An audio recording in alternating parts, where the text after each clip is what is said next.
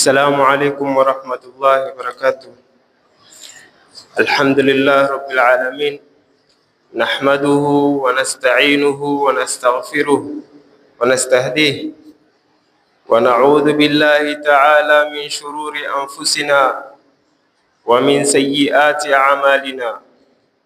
من يهده الله فلا مضل له، ومن يضلل فلا هادي له، وأشهد أن لا إله إلا الله وحده لا شريك له، وأشهد أن سيدنا وحبيبنا ومصطفانا وقدوتنا محمد صلى الله عليه وسلم بلغ الرسالة وأدى الأمانة ونصح الأمة، وتركنا على المحجة البيضاء ليلها كنهارها لا يزيغ عنها إلا هالك. فاللهم صل وسلم وزد وبارك عليه وعلى آله ومن تبعهم بإحسان إلى يوم الدين. أحبتي في الله، أوصيكم ونفسي بتقوى الله تعالى، فقد فاز المتقون. قال الله تعالى: يا أيها الذين آمنوا اتقوا الله حق تقاته ولا تموتن إلا وأنتم مسلمون. الحديث عن أبي جندب بن جنادة وأبي عبد الرحمن معاذ بن جبل رضي الله عنهما عن رسول الله صلى الله عليه وسلم يقول: اتق الله حيثما كنت، وأتبع السيئة الحسنة تمحها، وخالق الناس بخلق حسن. رواه الترمذي. Ndugu zangu Waislamu, baada ya kumshukuru Allah subhanahu wa ta'ala na kumtakia rehma kipenzi chake na kipenzi chetu Mtume Muhammad sallallahu alayhi wasallam, hatuna budi kuregesha shukrani kwa Allah subhanahu wa ta'ala kwa kutupatia taufik kuweza kuja kuhudhuria swala hii ya Ijumaa. Si nguvu zetu wala si ujanja wetu, bali ni taufik. Ni wachache kutokamana na wengi waliochaguliwa na Allah subhanahu wa ta'ala. Kuna watu na afya zao na ilmu, wanajua halali na haramu, lakini hawakuweza kuhudhuria katika swala hii ya Ijumaa. Kwa ajili hii tumshukuruni Allah subhanahu wa ta'ala kwa neema hii. Alhamdulillah. Mada yetu ya leo, kama alivyotuhusia Allah subhanahu wa ta'ala, wa wasaina al-insana biwalidayhi ihsana, tumehusiwa kuwatendea wema wazazi wetu wawili. Vile vile Allah subhanahu wa ta'ala ametoa usia kwa wazazi: yusikumullahu fi auladikum. Mwenyezi Mungu pia amehusia wazazi kuhusu pia watoto wao. Vipi utamlea mtoto wako kama mzazi? Hayo ni masuhulia utakwenda kuulizwa mbele ya Mwenyezi Mungu subhanahu wa ta'ala. Isiwe mtoto wako ndiye atakufunga mbele ya Allah subhanahu wa ta'ala. Tukiangalia mifano tunaipata kwa hababa yake Sayyidatuna Maryam, anatuambia hababa yake katika Qur'anul Karim. Allah subhanahu wa ta'ala anatuambia wakati alipokuwa mjamzito aliweka nadhiri. Kitu cha kwanza mzazi, kabla ya kufanya jambo lolote, unatia nadhiri. Kwa nini umeoa? Kwa nini wataka nini? Mtoto wako akuwe vipi? Ni mpaka utie nia wewe mwenyewe mzazi ndio uweze kumlelea mtoto wako. Sasa lazima uwe na mazingatio katika ndoa yako. Matunda ya ndoa ni gani? Ambao ni watoto. Utawalea vipi watoto wako? Ndio maana Sayyidatuna Maryam, hababa yake ambaye ni nyanyake nyanyake Nabii Allah Isa, amzaa Sayyidatuna Maryam, yuko na mimba ya Sayyidatuna Maryam, alitia nadhiri akasema: inni nadhartu laka fi batni muharrara, ya Allah, katika tumbo langu hili namtoa huyu kijana wangu aitumikie Baitul Maqdis, aitumikie dini yake. Naam, ukitia nia nzuri na Allah subhanahu wa ta'ala akajibu akasema, fataqabbalaha rabbuha biqabulin hasanan, na akamkubalia Mola wake ikawa ni kabuli nzuri. Ndio maana Mtume sallallahu alayhi wasallam asema, kamula minar rijalu kathiran, wanaume kwa waliokamilika ni wengi sana, wanaume waliokamilika, lakini katika wanawake waliokamilika ni 4 peke yake. Mmoja wapo ni Sayyidatuna Maryam. Ni nyumba gani aliolelewa Sayyidatuna Maryam? Alilelewa katika nyumba ya Nabii Allah Zakaria, ambapo alilelewa katika mazingira mazuri kiasi ya kuwa Nabii Allah Zakaria alikuja nyumbani akamuona Sayyidatuna Maryam amepata chakula kizuri, matunda, akauliza, anna laki hadha, hii umepata wapi? Ndio mfano wetu kama huu wazazi. Umeenda nyumbani, umemuona labda mtoto wako aidha wa kiume ama wa kike hana kazi, wewe yeye wa kutegemea wewe, lakini ukamwona ana vitu vya thamani, ni lazima uulize kama mzazi, hii umepata wapi? Akufafanulie hii umepata wapi kama mlezi. Tukiangalia Sayyidatuna Maryam alikamilika, naye akapata kiumbe mzuri ambaye ni Sayyiduna Isa alayhi salam. Kwa hiyo wazazi, ukiona nyumba imekamilika, imekuwa nzuri, inaangaliwa msingi wake. Hawa watoto ni tujue kuwalelea watoto wetu. Hawa watoto watakuwa ni masulia kwako wewe siku ya Kiyama. Kwa hiyo ikhwani, Mtume sallallahu alayhi wasallam atuambia vijana ndiyo nguzo ya dini. Sasa ni jukumu la wazazi kulelea na kuangalia vijana. Na vipi Mtume sallallahu alayhi wasallam alikuwa akiangalia vijana? Tukiangalia Mtume sallallahu alayhi wasallam alikimwona kutoka kwa hadithi ya Abdullah ibn Abbas, anatuambia kuntu khalfa an-nabiy sallallahu alayhi wasallam yawman faqala li ya ghulam inni uallimuka kalimatin ihfadhillaha yahfadhuka ihfadhillaha tajidhu tujahaka fa idha sa'alta fas'alillaha wa idha ista'anta fasta'in billah. Mtume sallallahu alayhi wasallam, moja katika kutufundisha kama mzazi ni jukumu lako kumpatia wasia mtoto wako.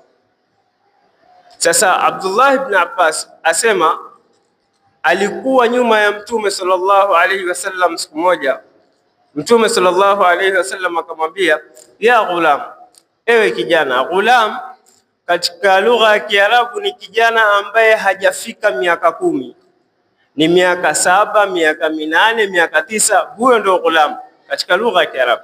Sasa akamwambia, ya ghulam, ewe kijana, ihfadhillaha yahfadhuka, muhifadhi Allah naye atakuhifadhi. Angalia leo mtoto wa miaka 7 ama miaka 8, miaka 10, ukimwambia maneno hayo mazito utaonekana wewe labda, manake hayo maneno ni mazito, lakini Mtume sallallahu alaihi wasallam jambo la kwanza anamfundisha kijana, anamfundisha tauhid, kumjua Mola wake.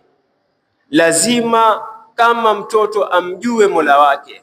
Sasa akamwambia, ya ghulam, ewe kijana, ihfadhillaha yahfadhuka, muhifadhi Allah naye atakuhifadhi. Ihfadhillaha tajidhu tujahak, muhifadhi Allah utampata mbele yako.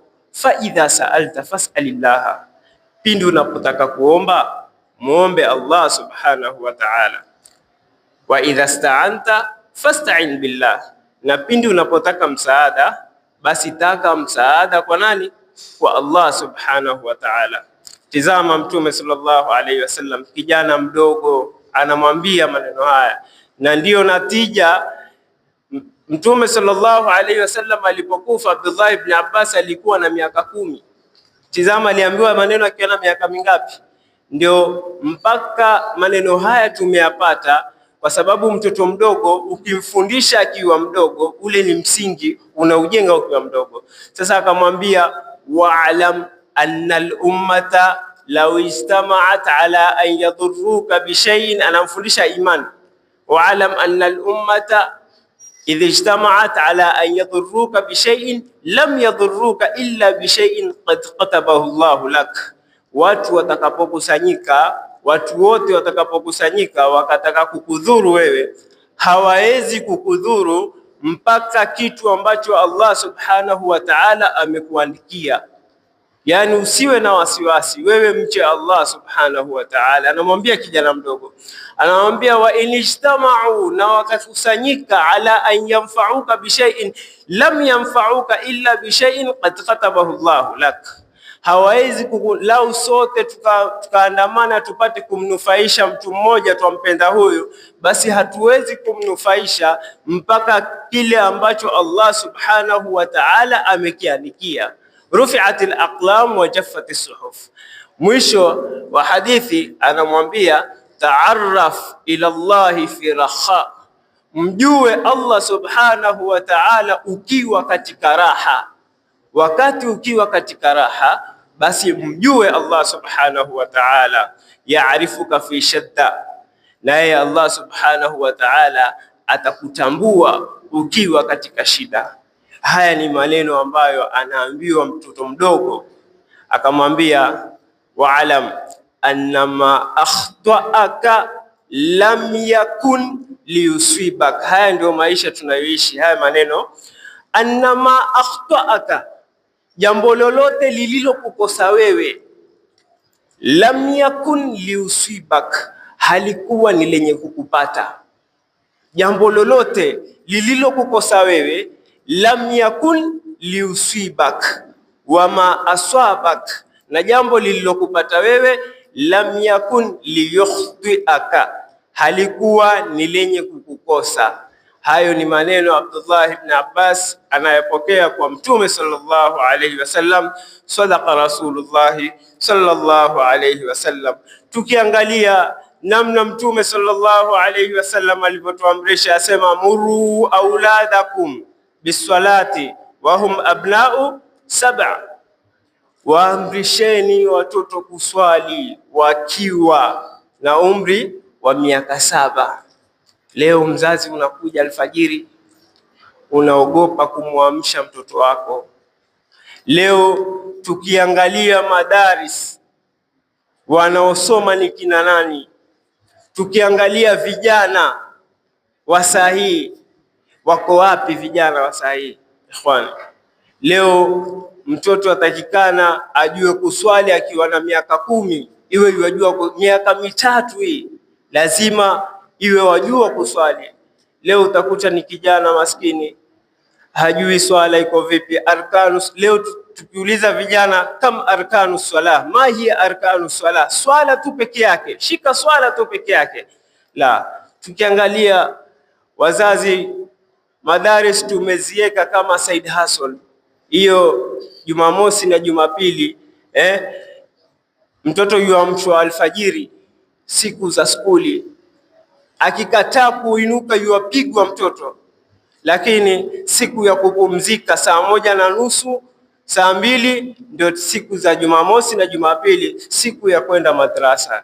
Hivi ndivyo tunataka mtoto wetu aje aijue dini ikhwani. Tizama nyumba ya Mtume sallallahu alayhi wasallam, Sayyiduna Ali karramallahu wajha na Abdullah ibn Abbas, mpaka ameitwa habrul umma, mwanachuoni wa huu umma ni Abdullah ibn Abbas, ajulikana hiyo kama nickname yake habrul umma.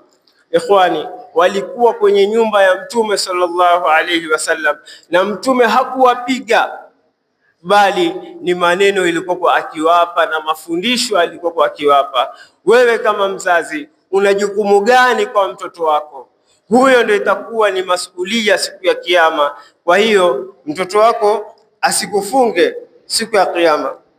Ndio maana Sayyiduna Ali karramallahu wajha anatuambia, laysa aljamalu bi athwabin tuzayyinuna innal jamala jamalul ilmi wal adabi, hakika ya uzuri si uzuri wa nguo tunazovaa. Leo wazazi, unamvalisha mtoto wako, unampatia chakula mtoto wako, unamwangalia mashallah, basic needs zake, unajukumika kama mzazi, lakini unaenda kusahau dini yake mtoto wako. Dini yake mtoto wake, uko nyuma mtoto wako katika dini.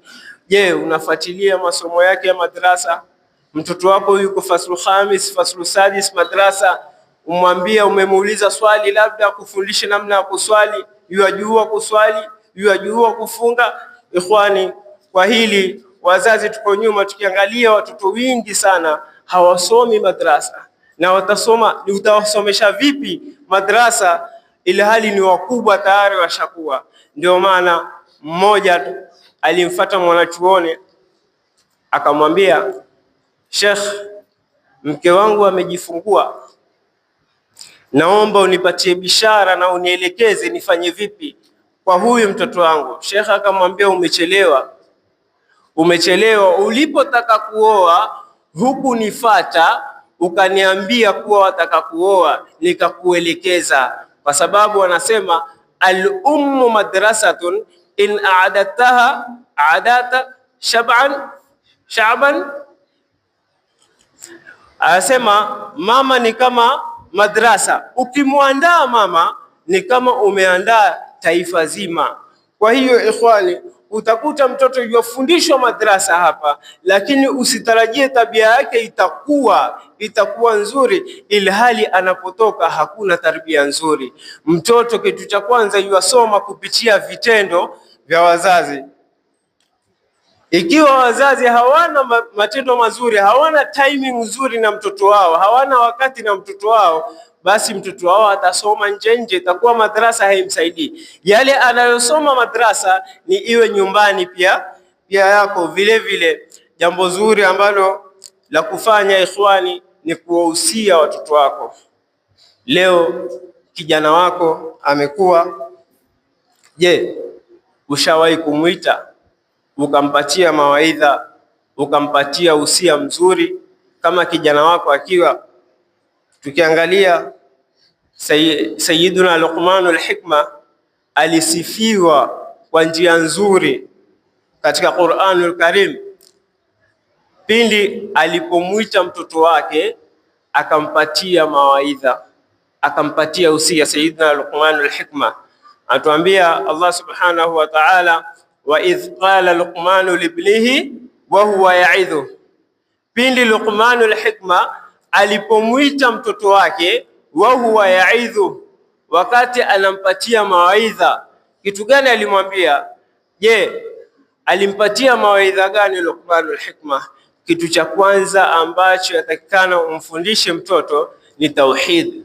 Akamwambia, ya bunayya la tushrik billah inna shirka la dhulmun adhim.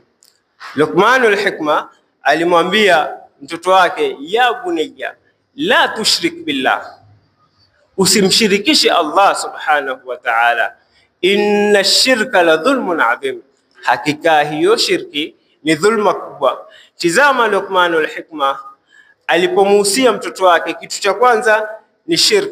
Leo tukiongelea shirk tutaambiwa tunalenga watu labda nini, shirki leo imezidi, lakini Luqmanul Hikma anamuhusia tayari mtoto wake, la tushrik billah, namna maisha atakavyokupeleka wewe, namna utakavyokuwa wewe, lakini usimshirikishe Allah subhanahu wa ta'ala. Ndio ile hadithi tuliyoisoma ya Mtume sallallahu alayhi wasallam alipomwambia Abdullah ibn Abbas, ihfadhillaha yahfadhuka, ihfadhillaha tajidhu tujahaka. Zimelingana. Kitu ambacho mtoto atakikana akijua, kitu cha kwanza ni dini yake. La tushrik billah, usimshirikishe Allah subhanahu wa ta'ala.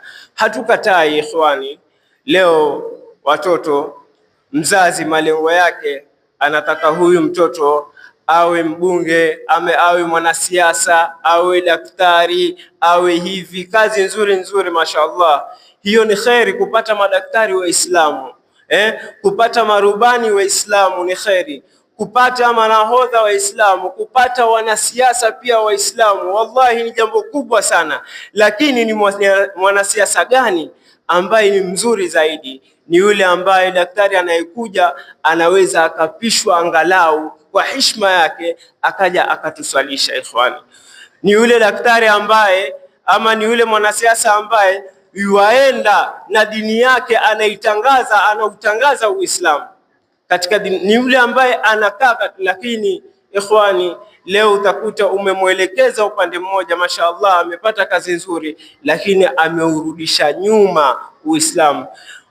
Tukiangalia university, mtoto anasimama anamlaumu mzazi wake katika university, anamlaumu mzazi wake, amemsomesha toka akiwa mdogo, amemwelekeza upande mmoja. Mashaallah, mtoto ni Muislamu, lakini asema mimi mzazi wangu hakunifundisha kabisa wala hakunielekeza katika dini. Ikhwani, sasa utakuta Uislamu unarudi nyuma.